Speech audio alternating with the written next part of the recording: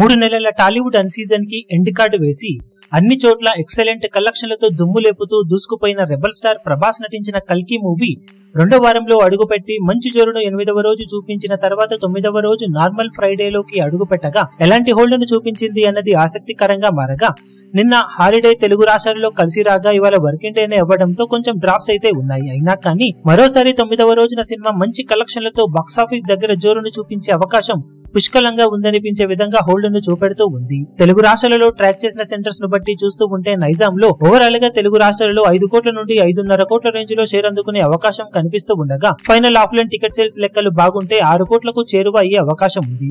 ఇక హిందీలో సినిమా 10 కోట్లకు అటు ఇటుగా నెట్ కలెక్షన్ అందుకునే అవకాశం ఉండగా కర్ణాటక, తమిళ్, కేరళ కలుపుకొని 1.5 నుండి 1,80,00,000 రేంజ్ లో షేర్ అందుకునే అవకాశం ఉంది. దాంతో ఇండియాలో మొత్తం మీద 12.5 కోట్లకు అటు ఇటుగా షేర్ అందుకునే అవకాశం ఉన్న ఈ సినిమా వరల్డ్ వైడ్ గా 15 కోట్లకు అటు ఇటుగా షేర్ ను 9వ రోజున సాధించడానికి సిద్ధమవుతూ ఉంది.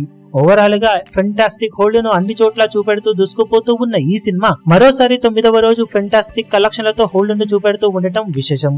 ఇక బాక్సాఫీస్ దగ్గర ఓవరాల్ గా 9 రోజుల్లో సినిమా సాధించే ఏరియాల వారి కలెక్షన్ వివరాలు ఏ విధంగా ఉంటాయో చూడాలి.